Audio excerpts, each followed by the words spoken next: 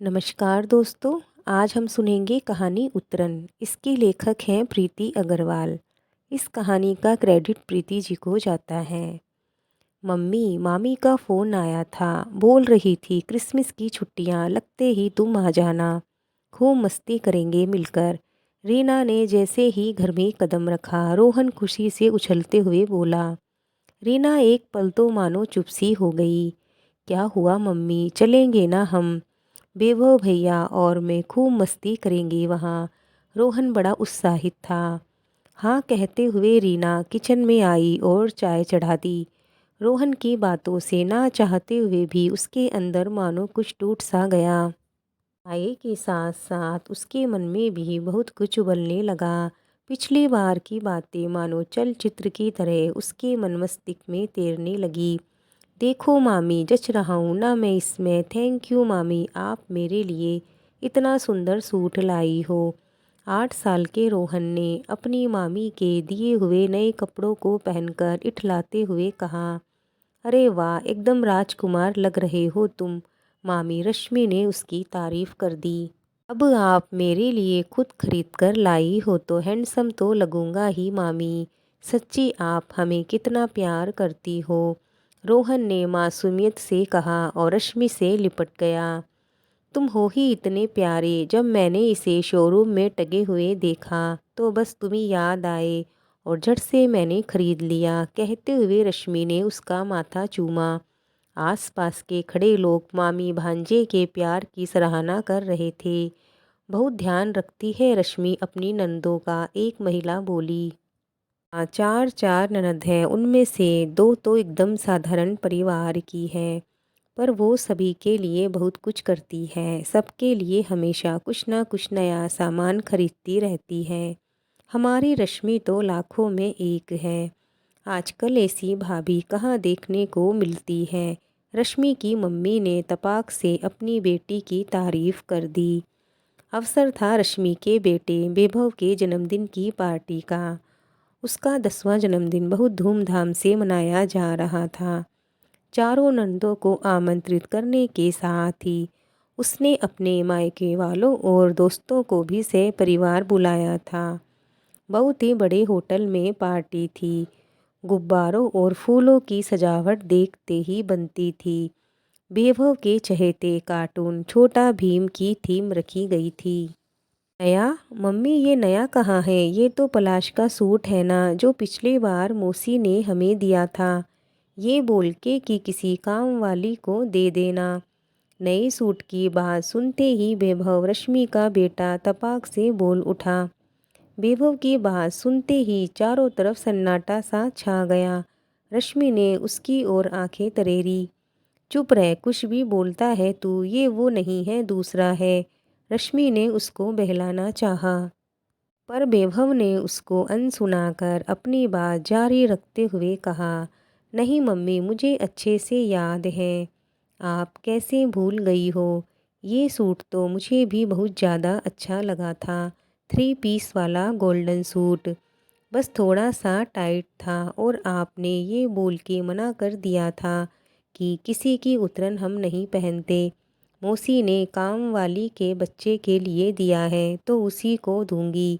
तेरे लिए अच्छा सा नया ला दूंगी और तुमने ये रोहन को दे दिया। वैभव की बातें सुनकर हॉल में खुसर फुसर शुरू हो गई। रश्मि ने बात संभालनी चाही। वो ही तो मैं ही कह रही हूँ बेटा, ये वो सूट नहीं है। मैंने जब तुम्हारे लिए सूट खरीदा था तो रोहन के लिए भी खरीद लिया था। नहीं मम्मी, तब कहाँ खरीदा था उसके लिए।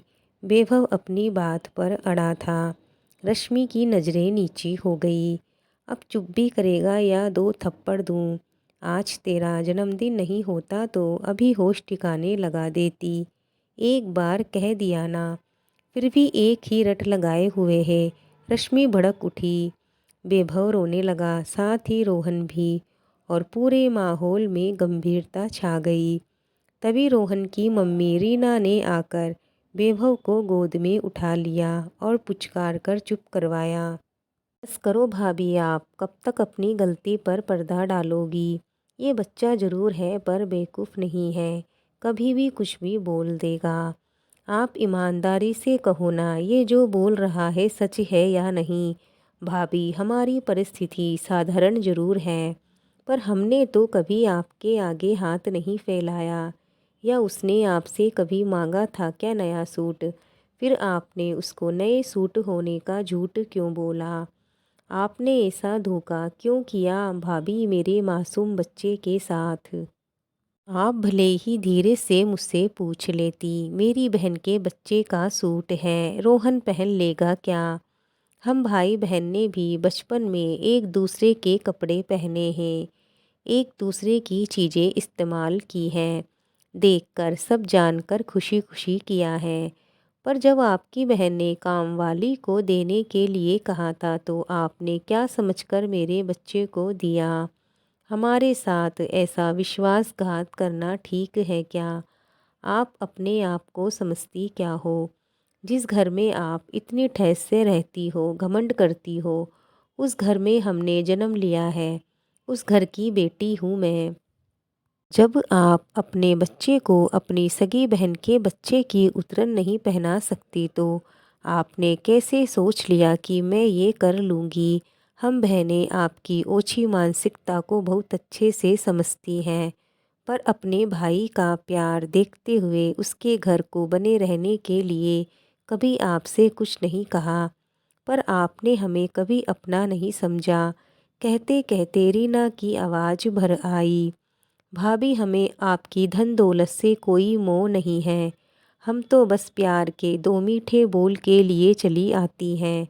बाकी की तीनों नंदे भी रुआसे स्वर में एक साथ बोल उठी। और ये ना समझना भाभी कि आपने जो पहले भी हमें उतरे हुए कपड़े दिए थे वो हमें समझ नहीं आए। हर बार हमें समझ में आया, पर हम कुछ नहीं बोले और चुपचाप उन कपड़ों को ज़रूरतमंदों में बांट आए। इस बार मुझे ज़रूर लगा था कि आप रोहन के लिए नया सूट खरीद कर लाई होंगी, पर आपके स्वभाव और व्यवहार को जानते हुए समझते हुए भी मुझसे कैसे ये भूल हो गई। मैंने ये सूट इसको पहना दिया। रीना सुबकने लगी। छोड़ ना बेटा, रश्मि से गलती हो गई, अब से ये कभी ऐसा नहीं करेगी। अब सब भूल जाओ और गले लग जाओ। आ रश्मि बेटा, रीना को सॉरी बोल दे। रश्मि की मम्मी ने बीच बचाव करने की कोशिश की। आप तो कुछ मत बोलिए मम्मी जी, अभी अपनी बेटी की तारीफ़ों में कैसे डींगे हाँक रही थी आप, वो मैंने भी सुना। क्या कहा था आपने, आजकल ऐसी भाभी कहाँ देखने को मिलती हैं? तो बिल्कुल सही कहा था आपने, अपनी नंदों को हर वक्त अपमानित करने वाली भाभी कहाँ मिलती है। मुझे माफ़ कर दो मेरी बहनों, तुम्हारा असली अपराधी तो मैं हूँ, जो मैंने खुद कभी ये ध्यान नहीं दिया कि तुम लोगों को ये क्या दे रही है। राकेश की आंखें भी झलक उठी अपनी बहनों की बातें सुनकर। रश्मि, ये संस्कार तो मैंने तुझे नहीं दिए थे बेटा। मैं तो सच में सोचती थी तू अपनी नंदों का कितना ध्यान रखती है, और मेरा सीना गर्व से चौड़ा हो जाता था। पर तूने अपनी करनी से हमें कहीं का नहीं छोड़ा। रश्मि की मम्मी ने उदास स्वर में कहा। रश्मि नज़रें झुकाए चुपचाप सुन रही थी। आज सबके सामने उसकी पोल इस तरह खुल जाएगी, उसने कभी सपने में भी नहीं सोचा था। पार्टी के सारे मेहमान चुपचाप चले गए और उसके मायके वाले भी चले गए।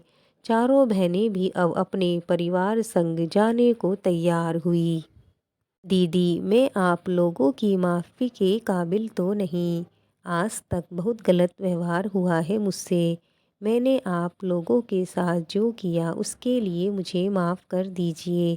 कहते हुए रश्मि रीना के पैरों में झुक गई। भाभी, आपको अपनी गलती का एहसास है, वही बड़ी बात है। हम सब अच्छे से मिलकर रहें, बस यही चाहिए। कहते हुए रीना ने उन्हें अपने गले से लगा लिया। मम्मी मम्मी, आपने जो दिवाली पर नई जीन्स और टी शर्ट दिलवाई थी ना, वो भी हम ले चलेंगे। नया हेलीकॉप्टर भी आपने विभव के लिए भी तो खरीदा था। मम्मी मम्मी, रोहन ने उसका दुपट्टा जोर से खींचा और वो वर्तमान में आ गई। हाँ हाँ बेटा, ज़रूर लेकर चलेंगे, अब खुश होना तुम, कहते हुए रीना ने अपने सिर को झटक दिया, मानो वो पिछले साल की कड़वी यादों को भी झटक देना चाहती है। दोस्तों, ननद भाभी का रिश्ता कांच के समान नाजुक होता है। आपसी प्यार और विश्वास ये उसे सुंदर तरीके से जोड़कर रखता है। बस ज़रूरत है थोड़ी समझदारी की। दोस्तों, ये कहानी यहीं पूरी होती है। ये कहानी आपको कैसी लगी कमेंट में ज़रूर बताएं। कहानी अच्छी लगी हो तो अपने फ्रेंड्स को शेयर ज़रूर करें। अगर आप नए हैं तो चैनल को सब्सक्राइब करें। मिलते हैं और एक नई कहानी के साथ।